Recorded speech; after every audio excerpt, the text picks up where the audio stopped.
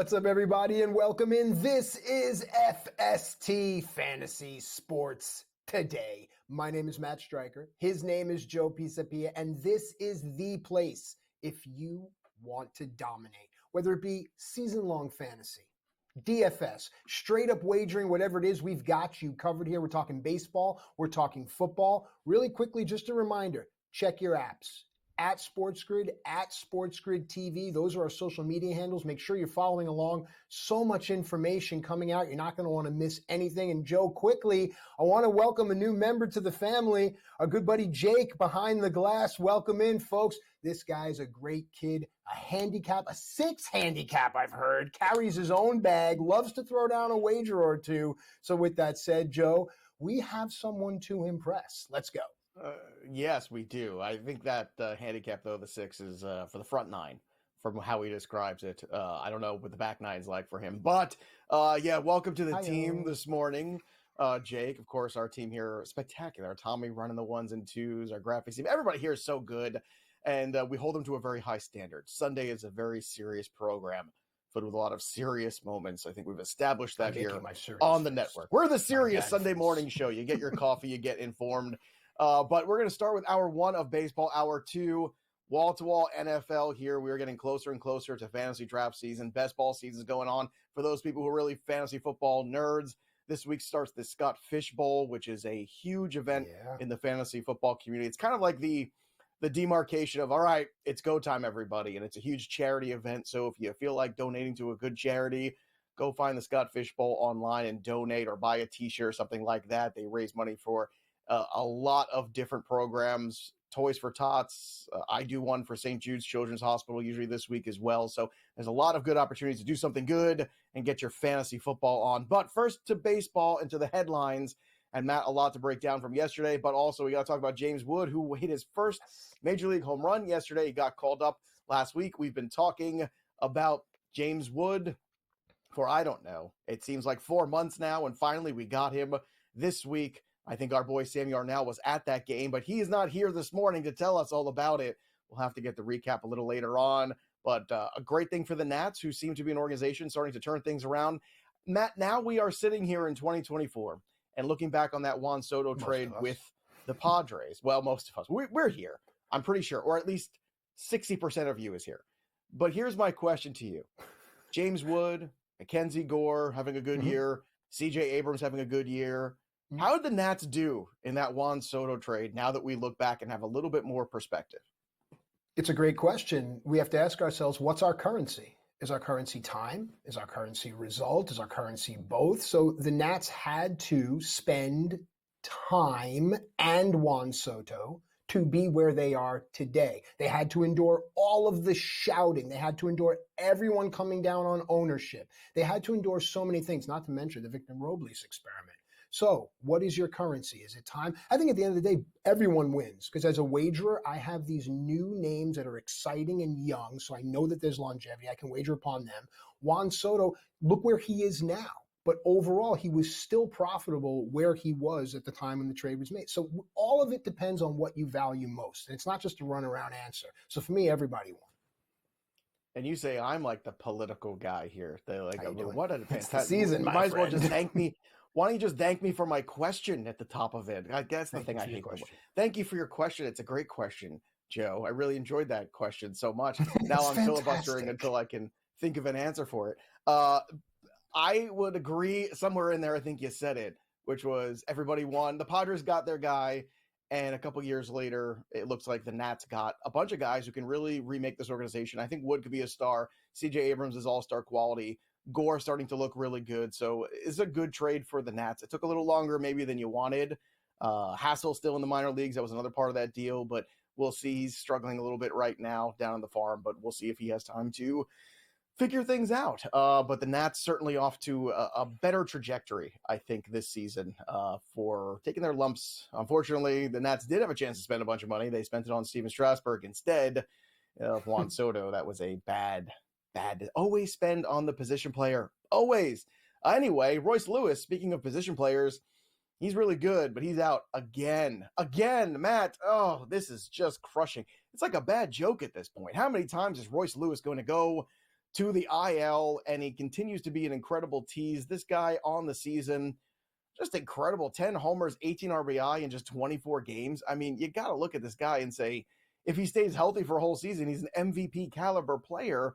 The problem is health and him just aren't two words you use together in the same sentence very often, and at least not in the good way, as in healthy. But however, it's been a good run for the Twins regardless. They are tearing the cover off the ball. Brooks Lee, who we talked about last week, he got brought up to fill that void. He went yard yesterday. He's hitting 500 so far in his short stint up. Jose Miranda breaks a record, 12 consecutive at-bats with 12 consecutive hits. Unbelievable for him. And Byron Buxton as well, carrying that load. So the Minnesota Twins haven't skipped a beat, but it does feel like this offense is playing a little over their head right now. What do you make of the Royce Lewis loss and what the Twins have done so far in his stead? From the wagering standpoint, so if you're new to the show, I think I'm just trying to impress Jake at this point. But if you're new to the show, from the wagering standpoint is how I'm always going to take this. The Twins have just been so volatile. And if Royce Lewis starts to fall into the, dare I say, Byron Buxton kind of breath, where he's just always hurt, how do you wager on that? You can't wager on ifs. You just can't. The Twins are fun. That entire division is fun. The Guardians, the Royals, all of it is there to be had. But when something is volatile in any market, the stock market, the dating market, the weather, when something's volatile, sometimes the best thing to do is just stay away, stay inside, let it pass until something's a bit more predictable. I'd love to see more of Lewis on the field, the same way I would with guys like Buxton.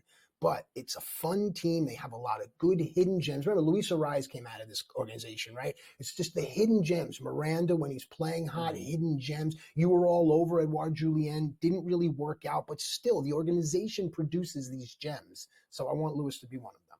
Joe.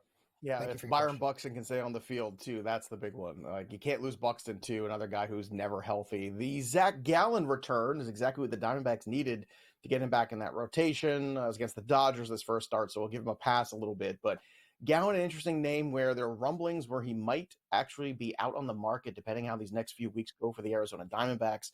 That would be huge because Gallen has more team control. He's going to arbitration next year, so you get a whole other year or two here with him, plus this half. And that is huge potentially in a market where you're looking for who might declare themselves out. Zach Gallen will be a game changer and would bring back a ton of prospects from either the Yankees or from the Baltimore Orioles. And Zach Gallen, unlike Garrett Crochet, is battle tested. This is a guy that was in October pitching well last year in the World Series, right? So a little bit different of a scenario than some of the other dart throws out there potentially on the market. And speaking of the Yankees, the rotation has not been good. The Yankee rotation for the month of June, 5.5. Yesterday, Garrett Cole took the mound against the Red Sox. He labored in the heat, got the 7 strikeouts out there, but it was a rough start for him in the sense he was very inefficient, but he battled through, so I want to give him a lot of credit for that. And I don't want to be hyperbolic, but to me, yesterday we were talking about this on In Game Live, Joe Ranieri and I thought this was a must-win game for the Yankees. Why? Because the Yankees have been just a sinking ship, and Garrett Cole is your ace. And even though he might not be ready to pitch like the Garrett Cole of old, you needed to get that W when he is on the mound and stop the bleeding. The Yankees did that yesterday. Ben Rice had 2 home runs. Matt, what do you make of the Garrett Cole start from yesterday and the Yankee rotation issues that have plagued them these last 2 weeks? Team chemistry is really important, and adding a guy like Cole back into the fold, it still exists as a reality. But if Zach Gallen becomes a Yankee, you can see a guy like Soto staying, and you could hear the dynasty word coming, Joe. Yeah, the trade winds are certainly going to be blowing soon, too. There's a lot of movement potentially that's going to go on this year as teams start to wonder there and there are possibly contenders or pretenders. We'll find out pretty soon. Speaking of that, it's also a time to make trades in your fantasy leagues. When we come back, we're going to talk about buying low on somebody who might even be hitting the IL. We'll tell you who when we come back.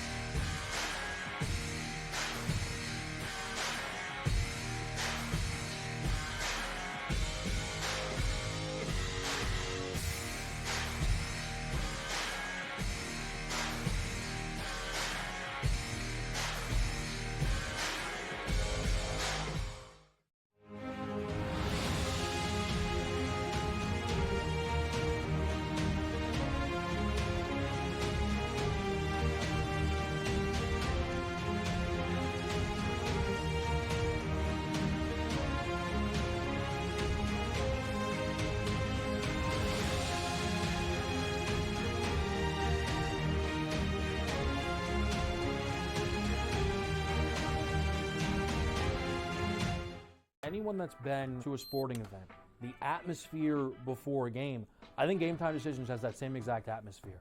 This is our arena. This is what we do. There is going to be an energy to Game Time Decisions that you will feel night in and night out. The excitement you get when you lock your bets in, when you're figuring out what you want to do, we can zone in on the biggest games each night. I want this to be the place that people come to before the games start so they feel as ready as possible to lock in their cards. We are going to hit every single one of those markets that you need to know about. We're gonna go through every single thing, and I've got a great team behind me that's gonna help me get the job done. There is not gonna be a better place, I promise you, than Game Time Decisions to get that new information, react to it, and be able to then bet accordingly. We will have everything at our disposal, and we will use that to our advantage. I'm Kevin Walsh. Tune into Game Time Decisions from 6 to 8 p.m. Eastern on SportsGrid.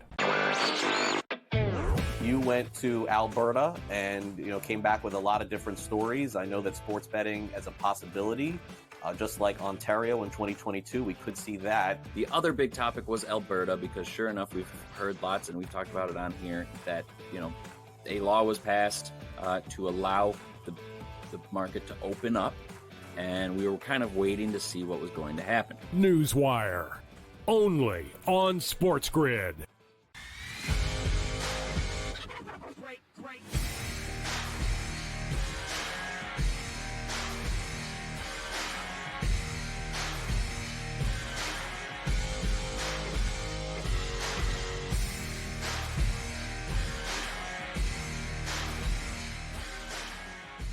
All right, welcome back into FST Fantasy Sports Today. Matt and Joe back with you here, giving you everything you need in order to dominate. Joe, during the break, we were talking about what it would take for someone to buy low on a superstar name. So let's take that conversation here and bring it forward here. It's time now for FST Buy Low. And the name we were talking about, Joe, was Julio Rodriguez. Yeah, Julio Rodriguez has not had a good season. Let's just be honest. Let's call it what it is. It's been very disappointing, especially considering his ADP on the year so far, hitting 247 with an OBP under 300, a slugging around 335. That's not the guy that we love. A 630 OPS. That's not Julio Rodriguez. Last year, Julio Rodriguez had 32 home runs and 103 RBI. He also had Teoscar Hernandez hitting behind him. Lineup protection matters, folks. When you remove lineup protection from a lineup that's already thin, bad things are going to happen. And now worse things have happened here, because now Julio Rodriguez is dealing with an injury where he's going to go for an MRI on the injured quad, so he might miss some more time. So this is a unique rock bottom buy low opportunity on Julio Rodriguez, not just in redraft leagues, but potentially also in dynasty and keeper leagues, because people have lost their patience. Now, the Mariners should go out there and be aggressive right now. The Mariners should be first to market, because the longer you wait, you're going to be competing with some other big dog organizations, and I don't think you want to be doing that. If Luis Robert is the guy you want, or some other offensive bat that might be available on one of these other teams that is already clearly not going anywhere, maybe you call the Oakland A's about a Brent Rooker. You need some kind of thump in the middle of that lineup that isn't Julio Rodriguez, because right now there's no reason to pitch to Julio Rodriguez, and the league has pretty much decided that they aren't going to, and Julio has struggled. They've dropped him in the batting order several times, 6th, 7th. Nothing's really worked. The only thing that's going to work is lineup protection, and it's not coming from within, unfortunately. So the Mariners are between a rock and a hard place. They're still at the very top of this division. The Astros, we're going to talk about later in this hour, kind of breathing down their neck a little bit. The Rangers, I do think, have a run in them. But Julio Rodriguez right now, I think for the fantasy managers out there that have rostered him, drafted him very highly, or even put really big investments into him this season, have completely lost their patience. And now if he goes to the IL, their seasons are standing on the brink of disaster. This is your opportunity to buy him for pennies on the dollar, especially in keeper formats, because players of this age, of this talent, don't come available very often. So to me, this is that perfect buy low opportunity. And if you're a team that's out of it, and you're looking at a team that's got Julio that's still contending, make that offer, because Julio has already proven, you saw it last year, what a tremendous talent he is. He's having a down season, but it's really tough to be a really good hitter with nobody else around you. And I mean nobody else around you to help. The Mariners offense is woeful without somebody in there. And I know Teoscar Hernandez isn't Shohei Ohtani, but he was enough last year. And right now they just simply don't have enough to protect him. Yeah, let me endorse what Joe's saying here. Just considering we're up ahead against the All-Star break, a lot of fantasy managers and season long are going to be looking at their teams and be looking to do something. So if you can package something and you believe in Julio Rodriguez and you believe in this Mariner team that I think currently are just a couple of games ahead of the Astros in the division, that is something that is worth a look for a buy low. Let's stay with the Mariners, but let's talk about some pitching as well, because while they are atop of their division currently as I speak, two of their top names are not performing. Luis Castillo, another buy low candidate, Joe. What kind of deal would it take to pry Luis Castillo? Yeah, I think Castillo is one of these guys you look at, and if you have pitchers that have, overperformed in the first half, I think maybe you look to cash in on somebody like Luis Castillo, who is, kind of underperformed over his last 7 games. He's got an ERA of 4.50. That's not Luis Castillo. The WHIP is still good though at 1.15. And that's why I'm buying. The strikeout rate is still pretty good, 36 strikeouts in 40 innings. Again, not quite to his level. So it hasn't been a great stretch for him. He's had some up and down starts, but he's only 31 years old. He's still a really good pitcher. He is 7-9 this year. He's taken some tough luck losses early on. So I think if you look at the overall picture, you look at the win total, the win-loss record, it's underwhelming this year. You look at the ERA sitting at 3.72. That's not really where you want to see him. Typically, he's a 3.56 ERA guy for his career. So all the other underlying metrics are pretty much right in line. His career WHIP is 1.18. His WHIP this year is 1.18. So Castillo's pretty much that same guy. He's had some bad luck in some bad situations, and the Cleveland Guardians in particular really handed it to him on several occasions this year. They seem to have figured him out. But if Luis Castillo is anything, he's a buy low right now, because you know how good of a pitcher he is. I do think the Mariners have no choice, especially with an injury to Julio, to be aggressive on that market. Hopefully with the All-Star break, which Julio wasn't going to anyway, he's not making the All-Star team this year. You look ahead and you say, okay, let's fortify this lineup. Let's get Julio back healthy. And then you have Castillo hopefully making a really good run here in August and September. That's what I'm looking for from Julio and from Luis Castillo as well. All right. Now, this next player is used to feature a strategy. Joe, you often say things that I think people think are just throwaway. I have a whole list of things that Joe has said written down, and Joe has also. It's called the Fantasy Black Book. It's actually available right now. It's an entire list of things that Joe says. But when you covet a player, and I have had shares in this player, he's fine. You have to package him sneakily, if that's a word in a deal. I'm talking about Jazz Chisholm here. Now, you're going to say to me, Jazz Chisholm, you're going to spend airtime on Jazz Chisholm? Well, yeah, because if you can package a Jazz Chisholm deal, there are certain categories where Jazz Chisholm has the potential to help you out quite a bit in the second half of the season. Correct, Joe? I think so. And that Jazz Chisholm situation is very reminiscent of Julio. There's really no one around him. So once again, you have a young player, 26 years old, with a lot of talent, a lot of upside, playing in a not great ballpark situation in a tough division with a lot of good starting pitchers. And now he's basically kind of floundering a little bit this year. And I think Chisholm is one of these guys you look at, you see power, you see speed, 10 home runs, 16 RBI, but he's only hitting 258 this year.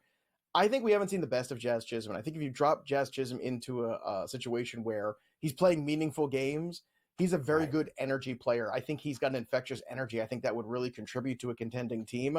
And the Marlins right now have no choice but to start unloading pieces. They are out of it. And Jesus Luzardo, which was their big piece, isn't available anymore to be moved because of his injury. So Chisholm might be that guy. Another guy to buy low on too is Dylan Cease, who last couple of weeks has had some rocky starts, but overall, the picture for Dylan Cease has been very good this year. I would absolutely be looking at him down the stretch. He's been great for the Padres despite the recent bad stretch over his last 5 starts. It's been a little spotty. So if this is your window to buy on him, but when we return, we're going to tell you which players maybe it's time to get out from under right here on SportsGrid.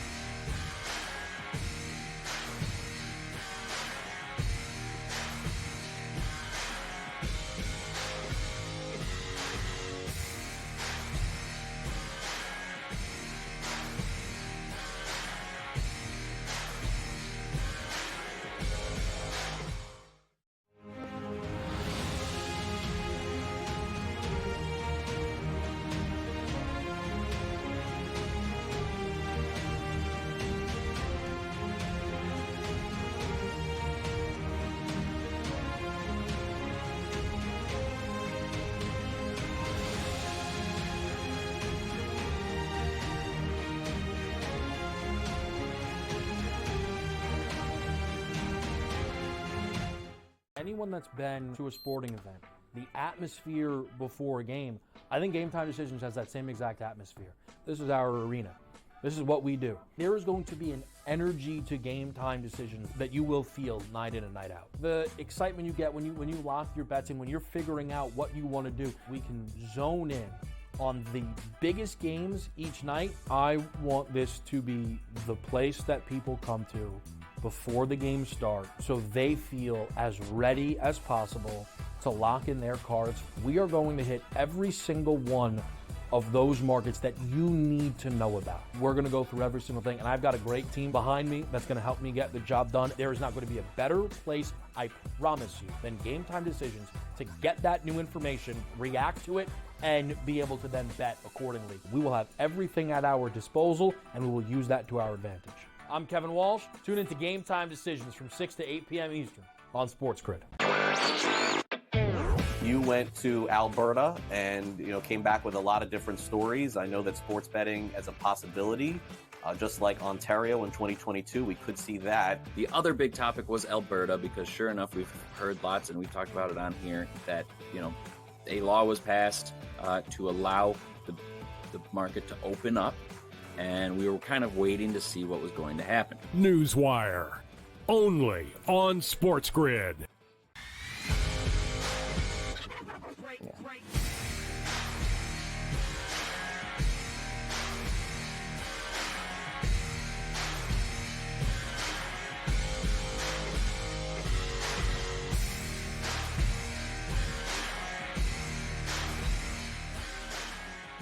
All right, welcome back into FST Fantasy Sports Today. Matt Striker and Joe Pisapia with you here, giving you everything you need in order to dominate. And just a real quick reminder, at SportsGrid and at SportsGrid TV, those are our social media handles. Make sure you're following along.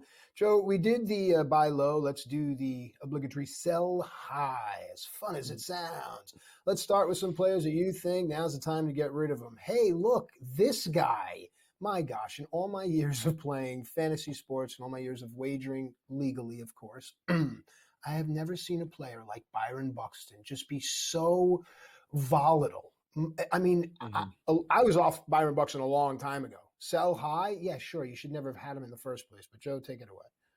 Well, if you have him, right now is the peak value. Over the last 15 games, 53 at-bats. He's hitting 358 with a 792 slugging and a 407 OBP, is 5 homers and 15 RBI over that span. That's about as good as it gets for Byron Buxton. Matt, you want to take a guess the last time Byron Buxton played 100 games in a season? You want to take a guess on that number? What year that was? 2012. 12 years ago.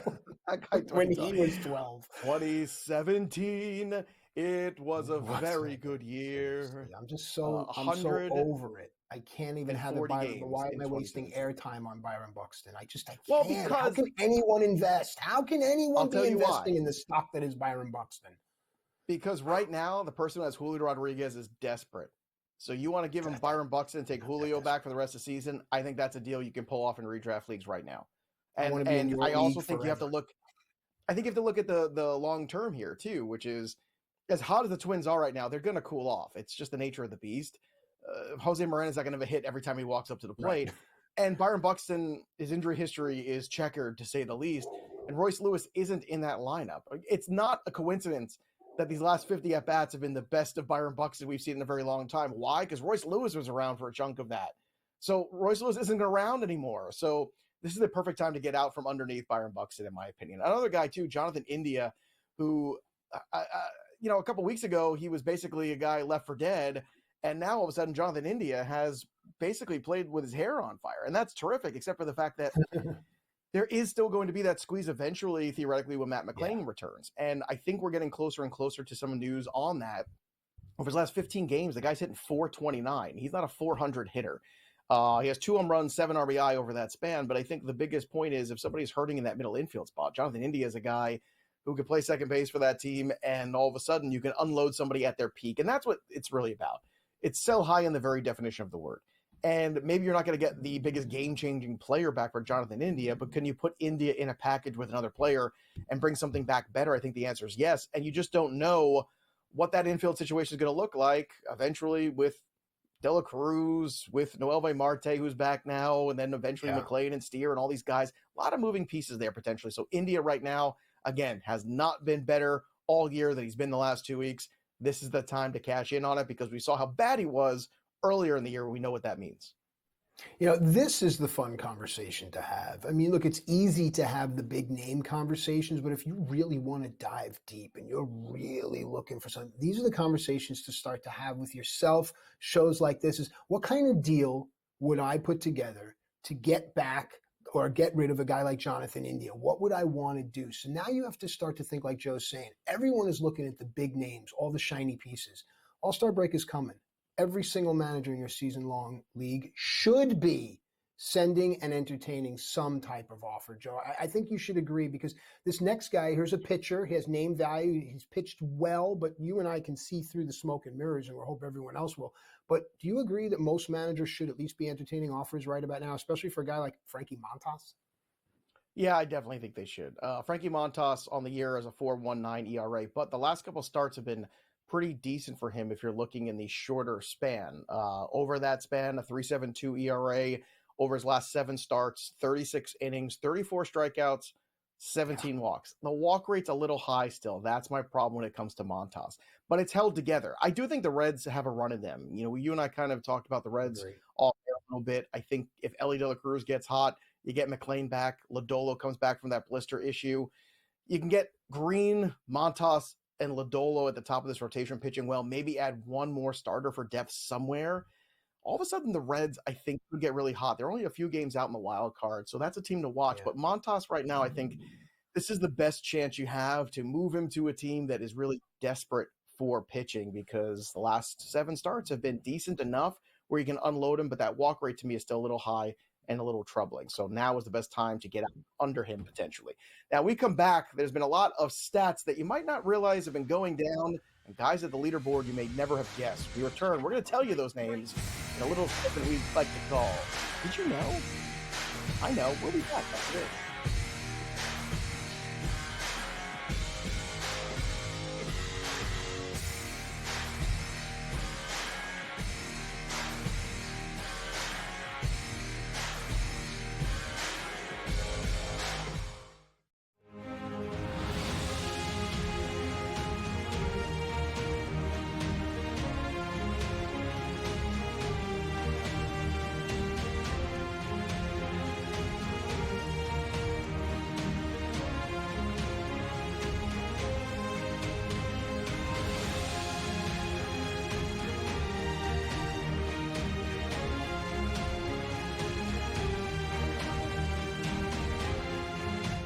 Anyone that's been to a sporting event, the atmosphere before a game, I think Game Time Decisions has that same exact atmosphere. This is our arena. This is what we do. There is going to be an energy to Game Time Decisions that you will feel night in and night out. The excitement you get when you lock your bets in, when you're figuring out what you want to do, we can zone in on the biggest games each night. I want this to be the place that people come to before the games start so they feel as ready as possible to lock in their cards. We are going to hit every single one of those markets that you need to know about. We're going to go through every single thing, and I've got a great team behind me that's going to help me get the job done. There is not going to be a better place, I promise you, than Game Time Decisions to get that new information, react to it, and be able to then bet accordingly. We will have everything at our disposal, and we will use that to our advantage. I'm Kevin Walsh. Tune into Game Time Decisions from 6 to 8 p.m. Eastern on SportsGrid. You went to Alberta and came back with a lot of different stories. I know that sports betting as a possibility, just like Ontario in 2022, we could see that. The other big topic was Alberta because sure enough, we've heard lots and we've talked about it on here that a law was passed to allow the market to open up. And we were kind of waiting to see what was going to happen. Newswire, only on SportsGrid.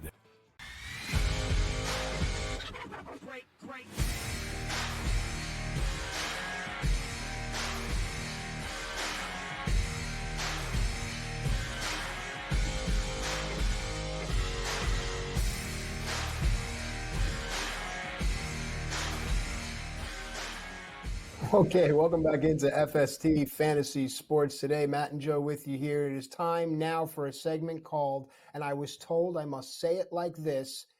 Did you know? Did I inflect okay there, Joe? You're my Good. acting coach. No good. So good. No. No, Oh, so it was good. brilliant. Yes. I felt the emotion. I felt the curiosity. You were like a small child just wandering through the museum for the first time, seeing priceless works of art and just completely enthralled by what was possible. It was beautiful. And also that'll be $100 for that acting session that we had at the break. So Okay. write the check out. What just Or happened Venmo. here? That's probably better. Yeah. Okay, I feel fabulous. All right, it's time now for Did You Know, though? And this is great, actually, because when you find things out and you go, yeah, I didn't know that, sometimes it'll change the way that you want to wager. I mean, I know that we're up ahead of a break here, but just from a wagering standpoint, I think everyone knows baseball is very long, arduous, very long. So we have to take a break, a Sabbath, if you will, and take a step back and realize what's going on. So, Joe, all kidding aside, did you know there's a lot of nuggets here, so take it away. Yeah, a pitcher coming into this year we talked about quite a bit was Seth Lugo. And having done all the pitcher write-ups for the Baseball Black Book this year, I thought that Seth Lugo would be a really good value. He was super cheap, coming off a great year with the Padres. All the underlying metrics were really good. And this Kansas City Royals were a team that was desperate for a starter, so you knew he was going to have a long leash. Now, what was interesting about Lugo is that he had success from the jump this year. The only problem was the success was not so much in the strikeout department. So we had an ERA under 2 in the month of April, and the strikeouts really lagged behind. And I mean really lagged behind at a certain point. They were not good for him. Just 19 strikeouts in 32 innings to start the year. Then the strikeout rate bounced back completely, which has been fantastic. But I think the most stunning thing is that Seth Lugo is leading the league in ERA heading into this weekend's matchup at 2.17. He's also tied for first with wins. Now, after yesterday's game against the Rockies, he is still leading the league in ERA at 2.27, despite the fact he pitched in Colorado yesterday. And I think the thing that's so impressive with him is he's the same guy at home on the road, 2.44 ERA at home, a 2.03 ERA on the road. He has been everything you could possibly ask for, and that's why the Royals have been a plucky team this year. Now, you have Reagans, you have Waka, you have Brady Singer, and you have Seth Lugo.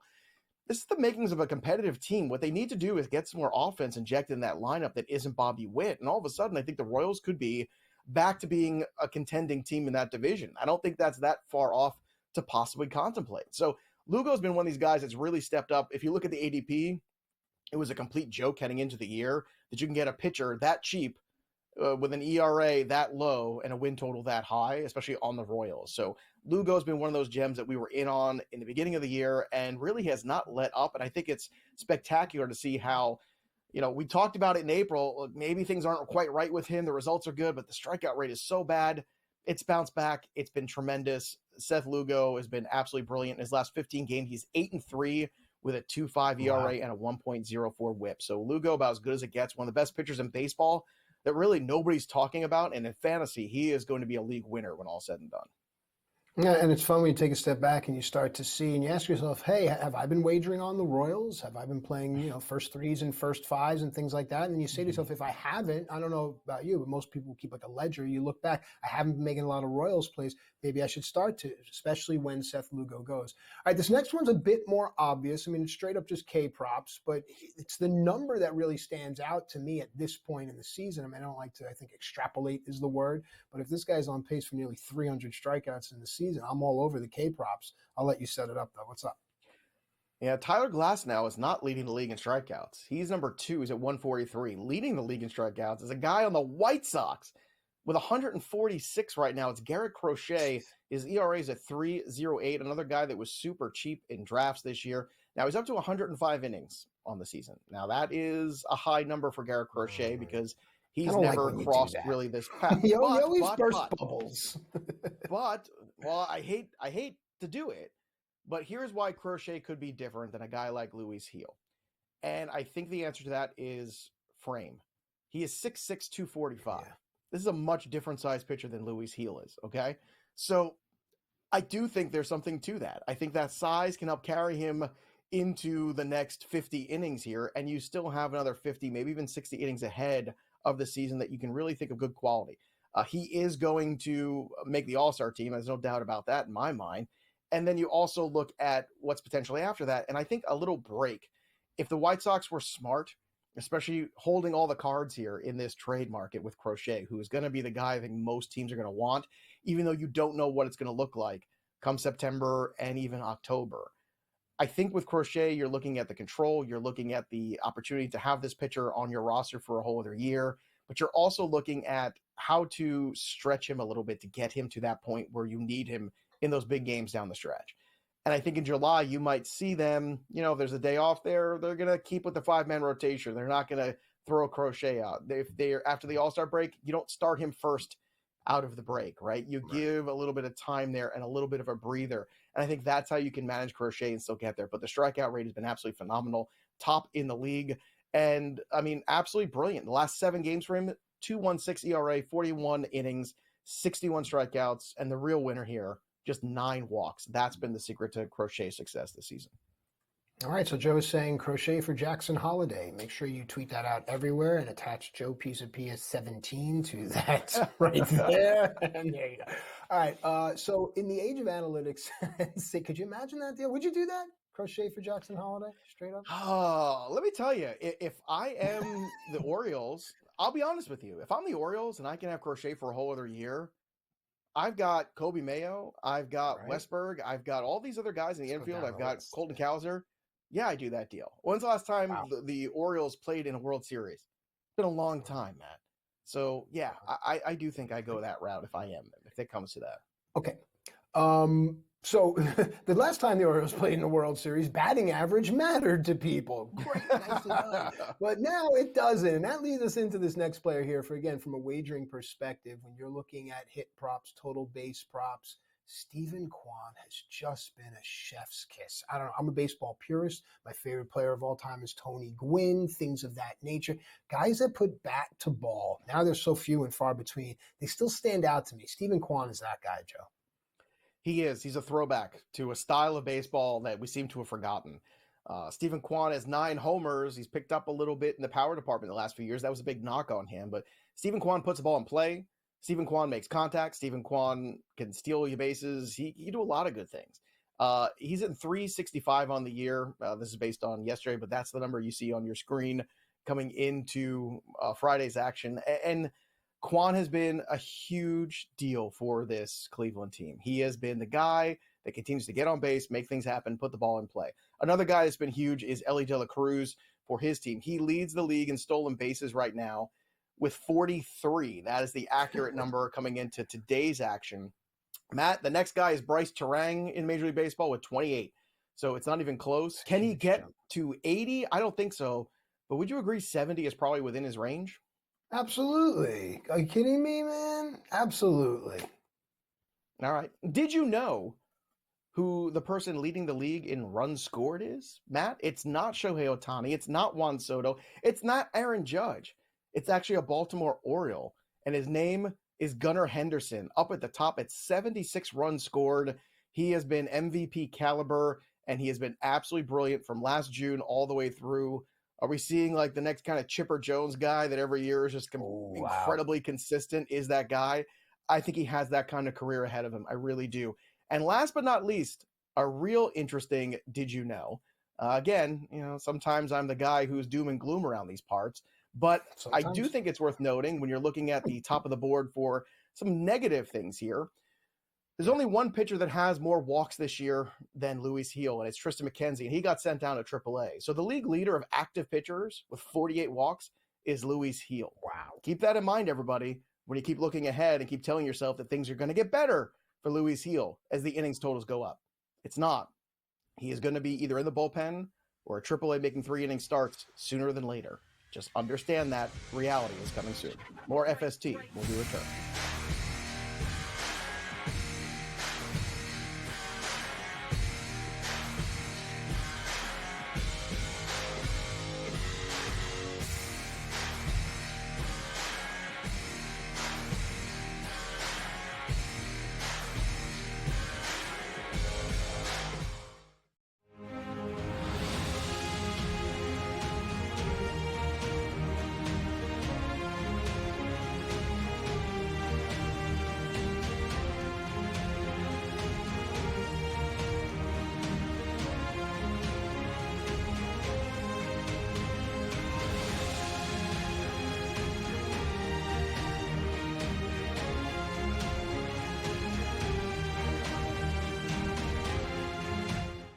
anyone that's been to a sporting event, the atmosphere before a game, I think Game Time Decisions has that same exact atmosphere. This is our arena. This is what we do. There is going to be an energy to Game Time Decisions that you will feel night in and night out. The excitement you get when you lock your bets in, when you're figuring out what you want to do, we can zone in on the biggest games each night. I want this to be the place that people come to before the games start so they feel as ready as possible to lock in their cards. We are going to hit every single one of those markets that you need to know about. We're gonna go through every single thing, and I've got a great team behind me that's gonna help me get the job done. There is not gonna be a better place, I promise you, than Game Time Decisions to get that new information, react to it, and be able to then bet accordingly. We will have everything at our disposal, and we will use that to our advantage. I'm Kevin Walsh. Tune into Game Time Decisions from 6 to 8 p.m. Eastern on SportsGrid. You went to Alberta and came back with a lot of different stories. I know that sports betting as a possibility, just like Ontario in 2022, we could see that. The other big topic was Alberta, because sure enough, we've heard lots, and we've talked about it on here, that a law was passed to allow the market to open up, and we were kind of waiting to see what was going to happen. Newswire, only on SportsGrid.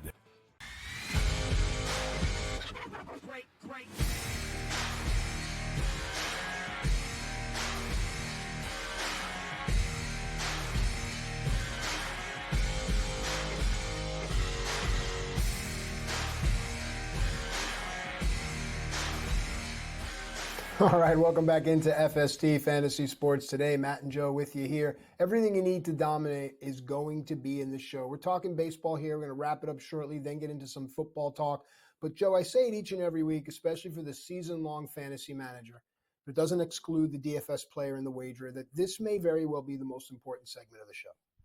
It's time for the FST MLB waiver wire. And the reason I say that is each week that we get deeper and deeper into a long baseball season, those waiver wire moves we make, we look back on them and we say, wow, those really made or broke our season. So let's go down the waiver wire. You've been pounding the drum on this player here, only 9% rostered. I mean, widely available. It's probably because he isn't up yet, but you're saying that's imminent. Go. I think it is. Davison De Los Santos was a player we profiled again down on the farm. And just to reiterate, he's leading the minor leagues in collective home runs this year. He's got 26 home runs, 79 RBI, and 55 runs scored in 310 at-bats. He's in 332 with an OPS of 1.033. Now, on the flip side, who's ahead of him? Eugenio Suarez. Suarez, over his last 47 at-bats, hitting a $191, Matt. A $191. His slugging percentage is 277. That's horrendous. Look, I just don't know what we're doing anymore here for the Diamondbacks. It's kind of what or get off the pot for this team. They are fighting for their lives. You just got Zach Gallen back. If you're going to be serious in the month of July, bring this kid up. Lawler got hurt. Seriously. He's working his way back soon, potentially from that injury. You have nothing to lose. Bring this guy up. See if that power is going to transfer. He started in AA. He's tearing the cover off the ball in AAA. There's nothing left for him to prove anymore. He's leading the league in home runs. And I know you could take PCL stats with a grain of salt, but he was doing this stuff in AA. So it wasn't like it's new all of a sudden. So Davison De Los Santos, at the very least, I think you're going to see him this season. Now, whether that is on another team because they deal him and try to bring in more help to make a run, or if it's the opposite where they decide, you know what, we're going to sell off some of these pieces. Maybe Suarez is a piece that another team says, hey, it's a veteran bat. Let's get him Arizona. Maybe if we get him out of Arizona, good things can happen to him, a little refresh. It's possible. Some team might think that. But either way, this guy in August and September is going to be up eventually. And as you said, he is available in pretty much every league. So you need to be adding him. And for some reason, if he's available in your Dynasty League still, please add him immediately. Imminent is the word. I think I said eminent. I don't think they mean the same thing at all. All right, but either way, for De Los Santos to be trade bait, he needs to come up and show that he can handle major league pitching. So either way, he's going to come up and need to be showcased. With that said, let's talk about some of these young players that are up and now are contributing. Let's go to Minnesota. We just were bemoaning and lamenting the Byron Buxtons and the Royce Lewises, and I was saying this organization continues to provide. Who are they providing us with now? They're providing us with Brooks Lee. And Brooks Lee, another player who was on the Down the Farm segment last week. Now he's 42% rostered because he got the call. So we were ahead of the curve last week when we said, hey, speculatively, you might want to add this guy and stash him. If you did, you didn't pay very much for him. And you're in a good spot now because Brooks Lee's come up here. And what's he done over 15 at-bats? Well, he's hit a home run, driven in 6, had 7 hits, hitting 467 with a 1204 OPS. This guy's the real deal. Now, he has to hit to stay because eventually Royce Lewis will come back and this infield will get clogged up again a little bit. So can he move to second base and be that guy? I think the answer is yes. And look, Jose Miranda's been fun. But Jose Miranda, like, you're looking at these guys in this infield here. Correa's played very well this year. You have to give him credit there. It's probably the best season we've seen in Correa's career in a couple years, potentially. Maybe he keeps it up, maybe he doesn't. But at the very least, in this interim, Brooks Lee is a bat that I think you need to add because I do think there's opportunity here for Brooks Lee to stick with this team. The Minnesota Twins know what's at stake here. This is the time where they've got to make their run, and they're going to make their run basically maybe without Royce Lewis for a month. We'll see at the end of the day how much time he's going to miss. However, I do think Lee, regardless, can be a contributor. He came back from his injury in AAA, and he was just smoking balls all over the place, and he's done the same thing since he's been up. And look, yesterday's homer was off Hunter Brown. Like, it's a guy who's pitched really well so far in the last 10 starts. So you got to give Lee credit, and this is another guy, too. He's available in 50% of leagues. You got to be adding this guy. All right, this next pitcher shows us what it could look like for a team to deal with Baltimore. So Milwaukee sends Corbin Burnes to Baltimore. They get a plethora of players in return, but one name stuck out to Joe and I, and now it is a name that becomes far more pertinent. Only rostered in about a fifth of leagues, but DL Hall is now a relevant name. So think about that when you're trying to put together trade partners with the Orioles. Let's talk DL Hall. Yeah, DL Hall, came over from the Orioles in that deal for Corbin Burnes. And you're looking right now and saying you kind of need him in this rotation. Now, he has had an injury, but there's opportunities in this rotation. I know they added Savali, but you need more than just Savali in this rotation. So that's an interesting trade the Brewers pulled off earlier this week. But DL Hall, in his rehab starts so far, this year is a 1.84 ERA in 14 innings. DL Hall, at some point, this lefty is going to get an opportunity in that rotation. And the concerns you had about Hall this year were innings. Now you don't have those concerns because he missed the first 2 months of the season, or 3 months really when you're looking at it. So now you're in a spot where DL Hall is going to be clear sailing the rest of the year. He is going to get a look in this rotation. Gasser's out for the year. They had some trouble with some other kids they tried to bring up. So at some point, they got to show something for that Burnes trade. And I think Hall is that crown jewel piece. And instead of going out on the waiver wire themselves or going out there in the trade market, I think they're just going to look from within. I think Hall's that addition they're looking for when he's healthy after the All-Star break to join this rotation. So add him now on the cheap before that gets announced, because when it gets announced, it's going to be a lot harder to add him. All right, Joe, with the time remaining, I'm going to give you the opportunity to sell me on this next player. The reason is I want nothing to do with this team right now. At last check, I saw they were 16 games out of first place. Just such a disappointment when hopes were so high for the ball club. I'll let you take it from here. I'm talking about the Toronto Blue Jays. I'll let you talk about the player. I want nothing to do with it right now. I just think it's a bad, toxic Look, man, you might not want them to do with it, but Spencer Horwitz at 26 years old right now, you can't say it's a fluke over 74 at-bats anymore. You just can't. He's hitting .311. Batting average is hard to find. He's got a .919 OPS. It's not going to steal you any bases, but you're looking for contact, a little bit of pop. I don't think he's a 300 hitter, but can he hit 275? I think he can. And if you're looking for some help in that middle infield spot, Horwitz is a guy that's available in 75% of leagues. So I think that's my sell job there with him. Give you a little batting average, put some contact, and in points leagues might be a better player than you realize. We come back, we're going to take a look at the lines in MLB because they're moving. We're going to tell you how to bet on them.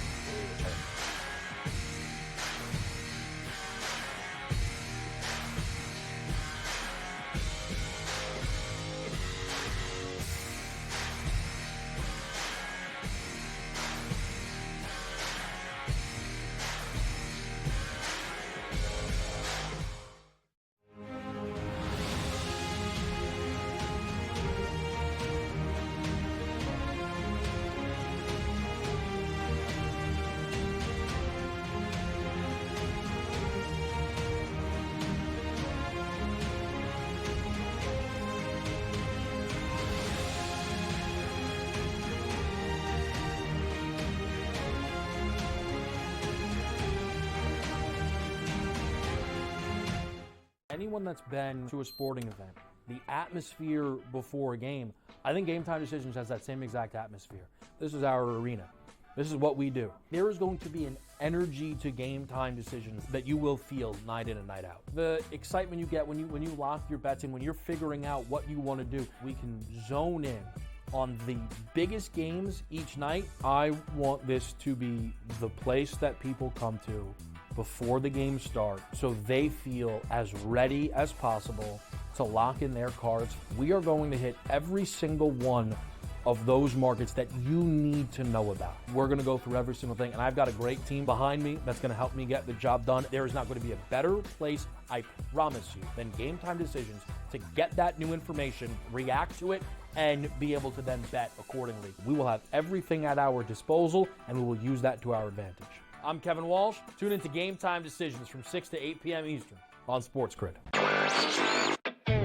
You went to Alberta and came back with a lot of different stories. I know that sports betting as a possibility, just like Ontario in 2022, we could see that. The other big topic was Alberta, because sure enough, we've heard lots, and we've talked about it on here, that a law was passed to allow the market to open up, and we were kind of waiting to see what was going to happen. Newswire, only on SportsGrid.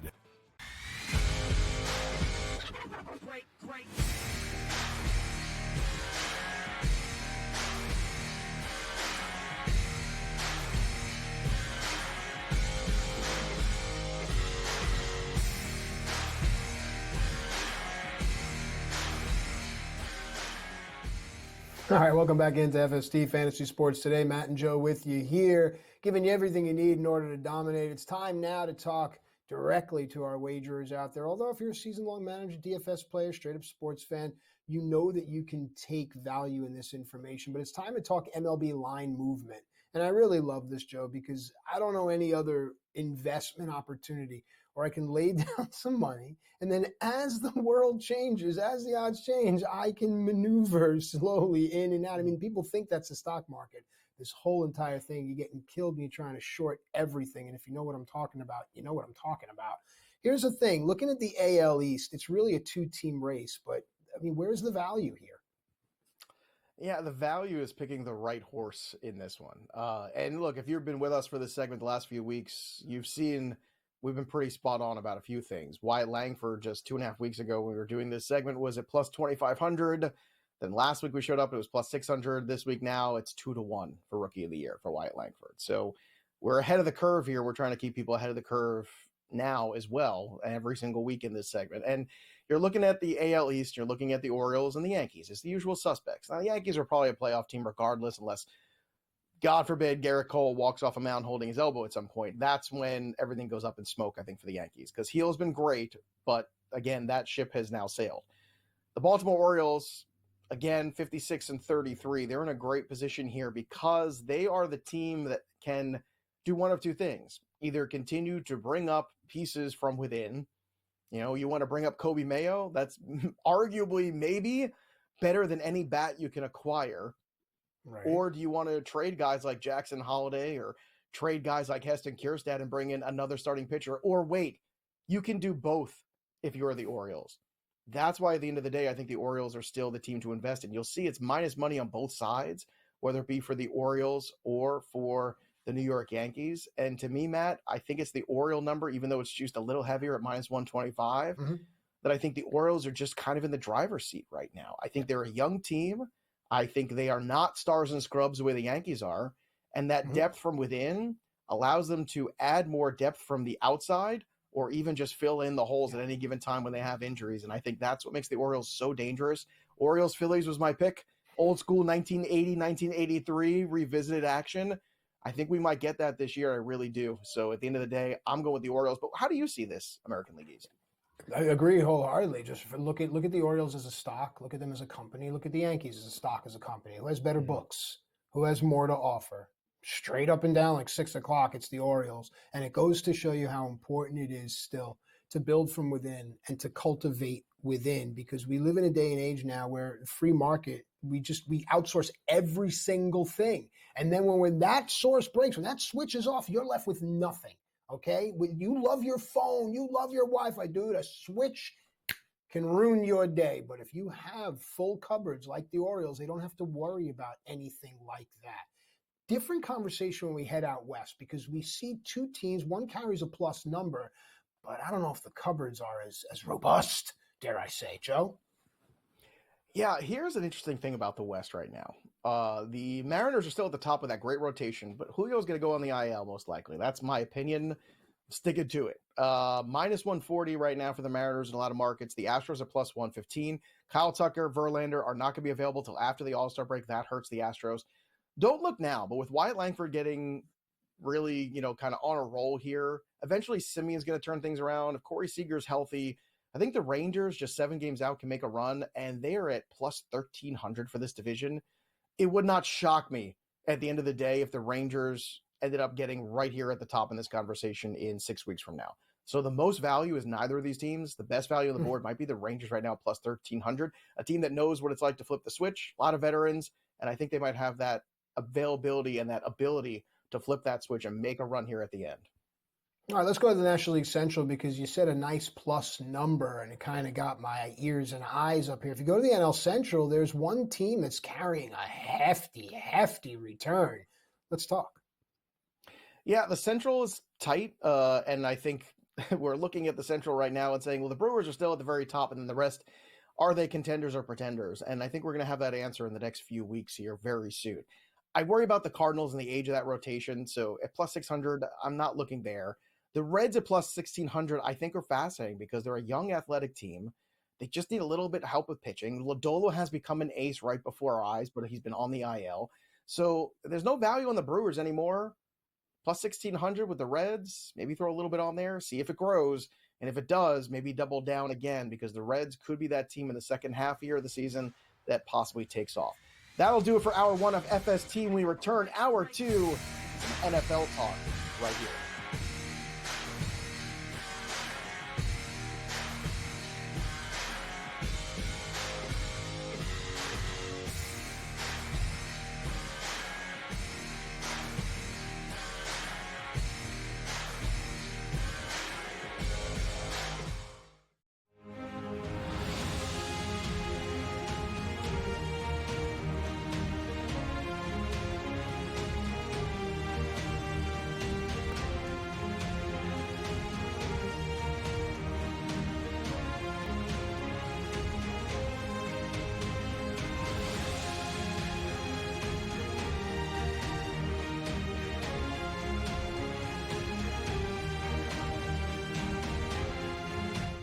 Anyone that's been to a sporting event, the atmosphere before a game, I think Game Time Decisions has that same exact atmosphere.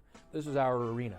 This is what we do. There is going to be an energy to Game Time Decisions that you will feel night in and night out. The excitement you get when you lock your bets in, when you're figuring out what you want to do, we can zone in on the biggest games each night. I want this to be the place that people come to before the games start so they feel as ready as possible to lock in their cards. We are going to hit every single one of those markets that you need to know about. We're going to go through every single thing, and I've got a great team behind me that's going to help me get the job done. There is not going to be a better place, I promise you, than Game Time Decisions to get that new information, react to it, and be able to then bet accordingly. We will have everything at our disposal, and we will use that to our advantage. I'm Kevin Walsh. Tune into Game Time Decisions from 6 to 8 p.m. Eastern on SportsGrid. You went to Alberta and came back with a lot of different stories. I know that sports betting as a possibility, just like Ontario in 2022, we could see that. The other big topic was Alberta because sure enough, we've heard lots and we've talked about it on here that, a law was passed to allow the market to open up. And we were kind of waiting to see what was going to happen. Newswire, only